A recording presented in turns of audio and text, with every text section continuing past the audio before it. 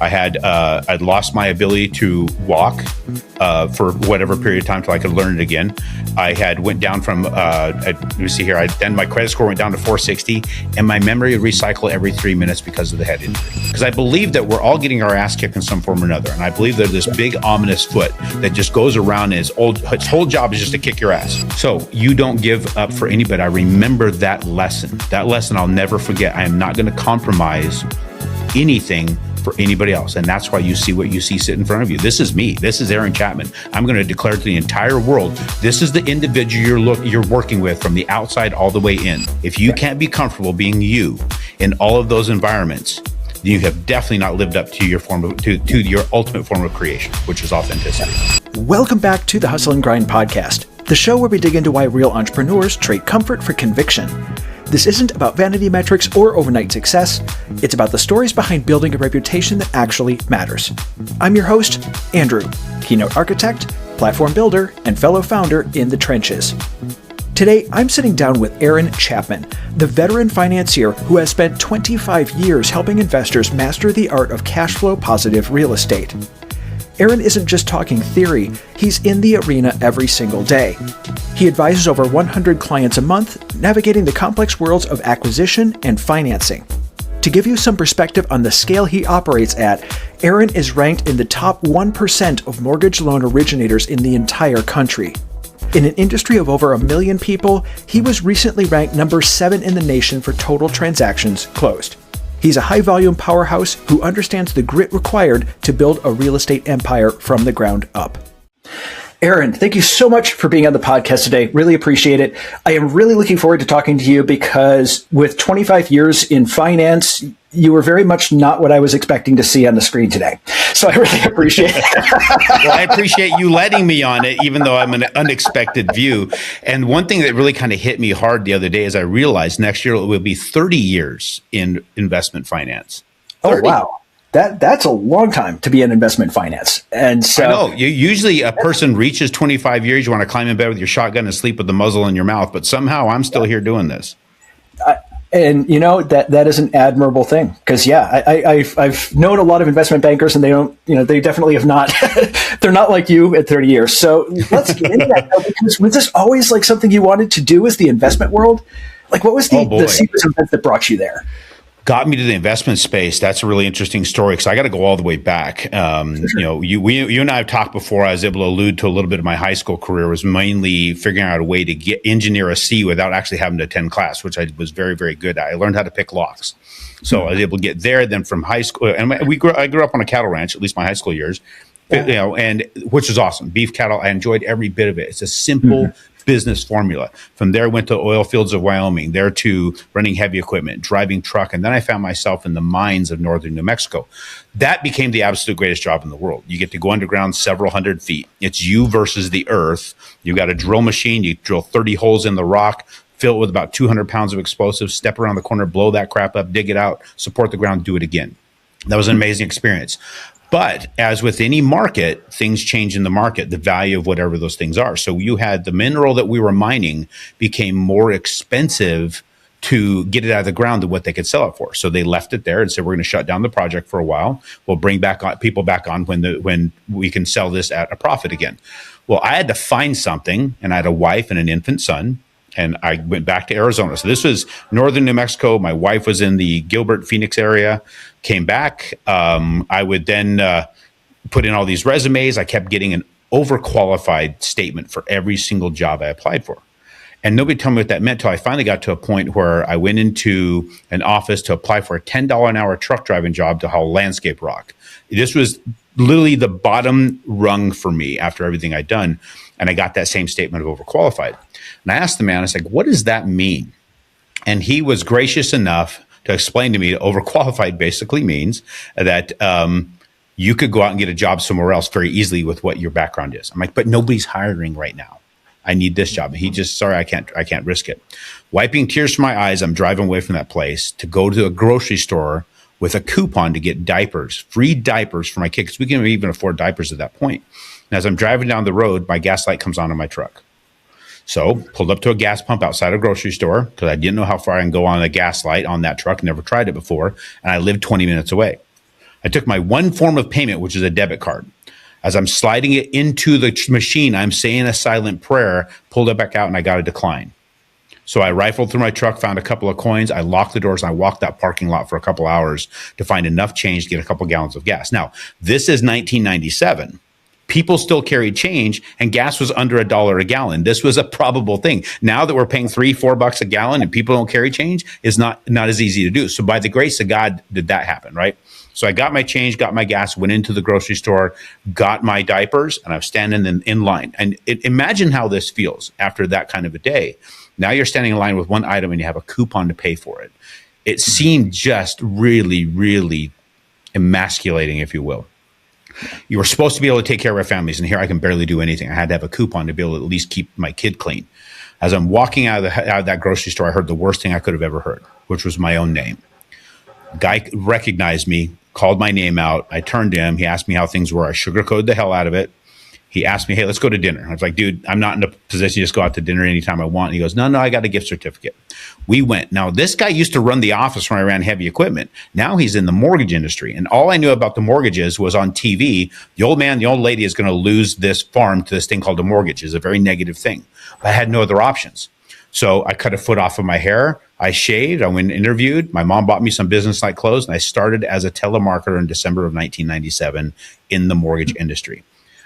That was tough. From underground work, blowing things up, to sitting in a conference room making cold calls. It was miserable as hell. But that's how you learned, right? You got to get your ass kicked to be able to move forward. And so that's what took me down that path. Now, moving forward, built up a really good business, started to understand how people talk. There was a guy in the office, his name was Ed. This guy the way he would communicate to people, I'm like, how does he get away with that? And everybody's like, that's just Ed. But Ed was brilliant because he could say anything he wanted to anybody. It's just how he said it. So I started taking on those traits and other traits and started learning how to really kind of build my own thing in there. Well, then you start getting to 2003 and people were coming in from California and buying houses in Arizona. And I was doing a lot of those investor loans. Like, these are my people. They just run numbers. It's not whether or not that has the perfect kitchen. It doesn't matter how big the master closet is. And it doesn't matter how close it is to the yoga studio, right? It's not an emotional transaction, and it worked really well. Then I'm doing a ton of real estate investor business. Then 2008 happens. I don't know what you were doing in 2008, but me, I was still doing loans, and I was doing pretty well. I was doing good 6-figure a year income. I had plenty of assets. I had real estate assets, I had stuff in the market. Things were doing great, but I was still under a lot of strain. So I'm leaving to go on a trip, August 8th of 2008. So 8's my lucky number. Decided I'll jump on a Harley, head down the road, and go right through Reserve, New Mexico, a lot of hills, just get my brain kind of cleaned up. 15 minutes into that ride. Now, again, this is August at 12:24 in the afternoon, middle of the day. A kid not paying attention, his dad's truck put me into another car at 80 plus miles an hour. So I went flipping and I laid on that pavement. I don't know if anybody's ever intentionally laid on the pavement in Arizona in August. Not a comfortable spot to be, especially after I was busted up as I was. Now, what had happened there? So I went into the hospital with a net worth of just short of $4 million, a really good business. I was 190 pounds. I was a rock climber. I was a mountain biker. I was a runner, and I had a decent business. I got wheeled out of that hospital weeks later at 156 pounds with a negative net worth of 1.5 million. So I had this monster swing of nearly $5.5 million. I'd lost my ability to walk for whatever period of time till I could learn it again. I had went down from, let me see here. Then my credit score went down to 460, and my memory would recycle every 3 minutes because of the head injury. So I had to crawl back from that and learn how to walk again, learn how to think again. I carried a notepad for everything. And then it was having to build the business back up and settling with all the debts and all that stuff that completely crushed us. As we crawled back from that, the real estate investors started coming into Arizona again. They're coming in droves. And by the grace of God, that I was right there to receive them. And it went from Arizona to Indiana to Texas to Tennessee and Missouri. And it was all about the relationship with the person. It's not about how awesome I was at numbers. It was about how I communicated with the person on the other line of that phone and what their intentions were with their real estate investment business, me putting them in the place, that individual, and understanding it well enough to grow my business with those guys by word of mouth. And by the time we hit 2017, 18, I was in the number one spot, actually 2016, number one spot in my company. And I hit in the top 1% in the industry. And by 2000, I think it was 2019, I was hit number 7 in the United States for transactions closed by any loan originator in the US, and number 1 in the real estate investment space. And I maintained that for a while. That's an amazing story. I mean, I love the fact that you, both on the personal and the professional side of things, because I was working for Wells Fargo at 2010 or 2008. So I got to watch this whole thing kind of come down from the inside.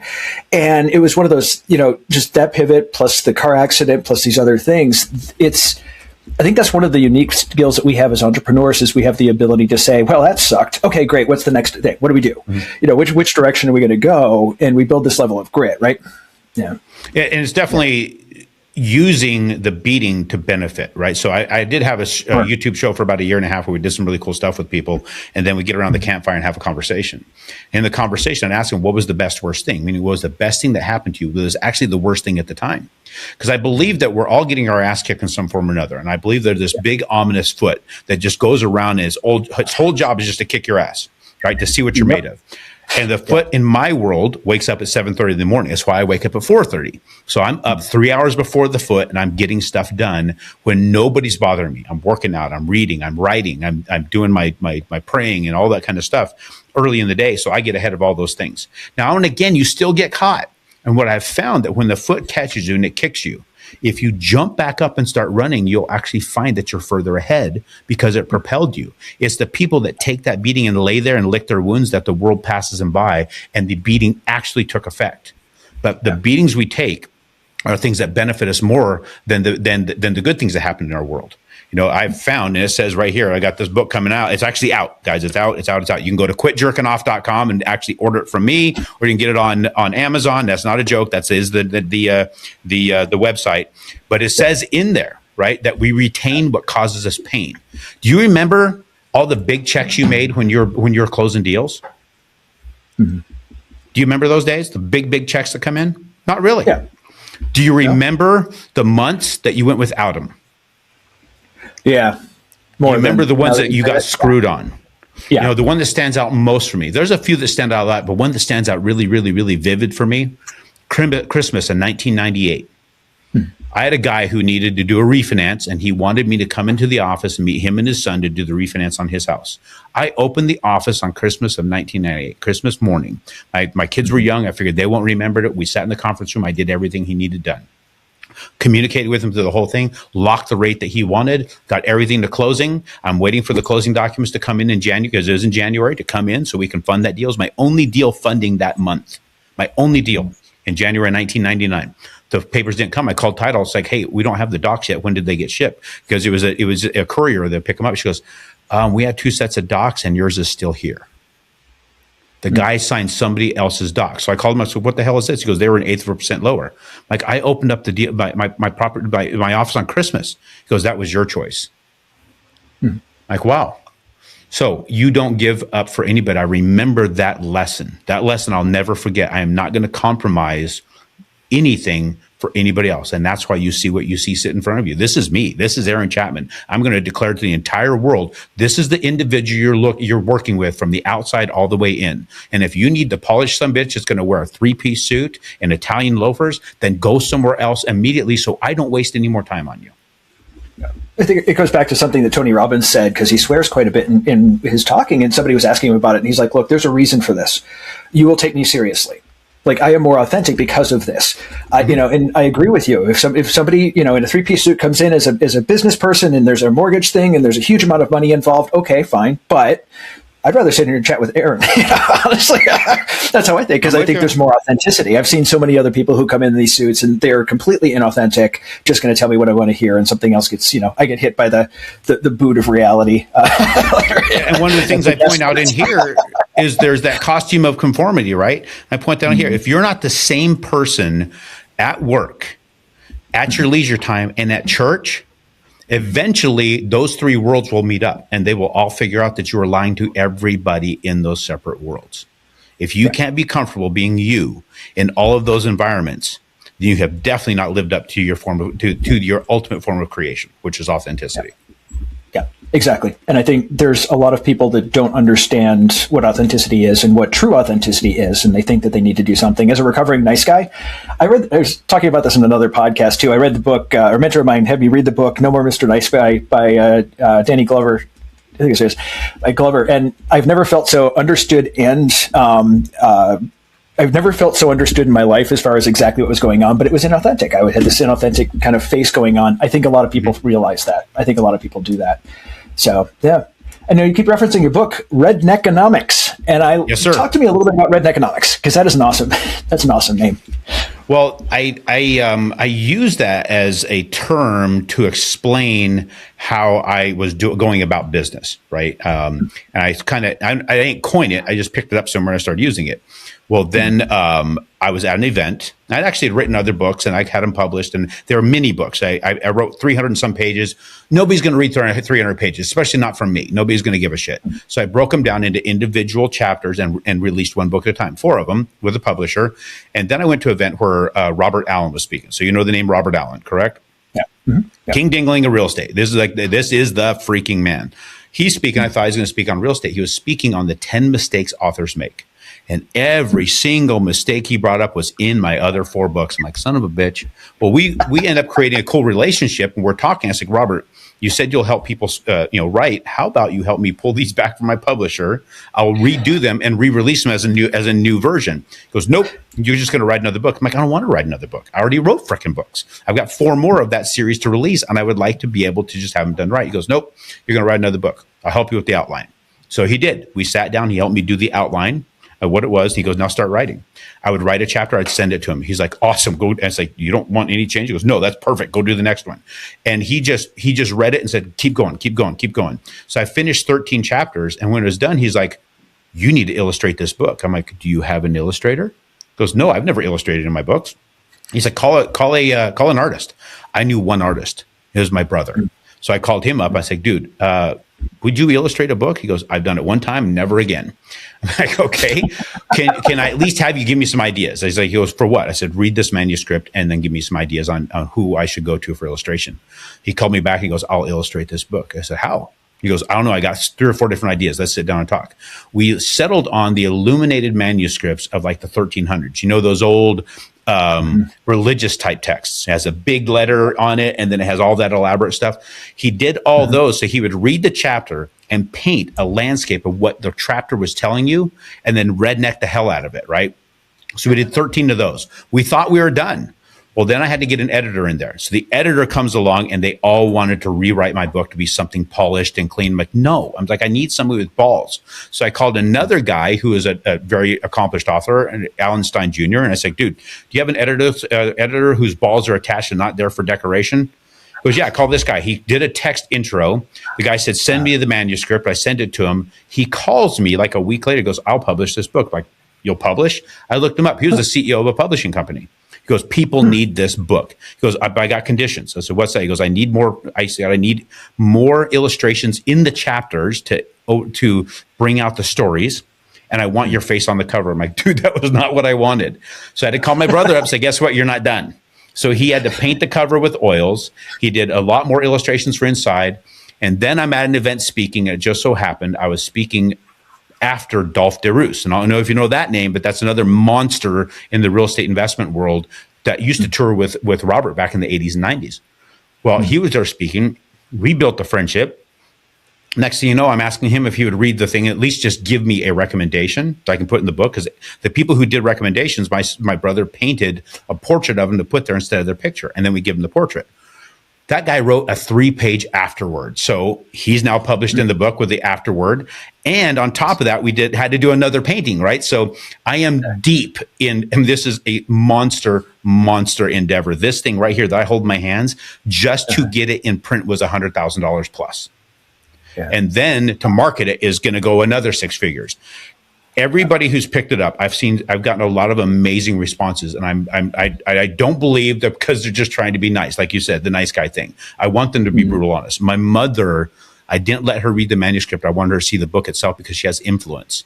And she goes, I don't like your choice of words, a lot of stuff. She goes, but the message, she's read it 5 times and has had she has commented on some massive changes in her life. So I am blessed to have been able to sit, focus my mind at the direction of Robert Allen. It just flowed through, and I get amazing reactions from people. That's and officially mother approved, but the fact that she read it 5 times is something that I wouldn't really, my mom would read it, say, "Oh, that's nice," and give some feedback, and then that's it. The fact that she felt it was valuable enough, I think that's an even higher honor, because it's often our families are the ones that don't see what we do.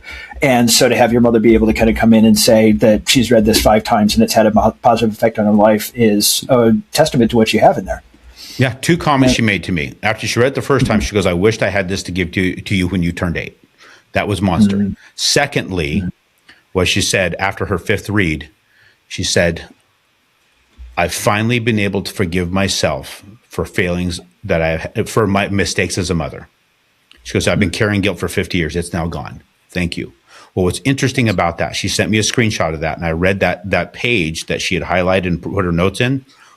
2 lines before her highlight started, it says, "If you've gotten this far, you're only 20% done. You need 4 more times to get it." I don't remember why I wrote that, but it turns out that I wrote that for my own mother. What man could ever find value in anything beyond that? Yeah. Yeah.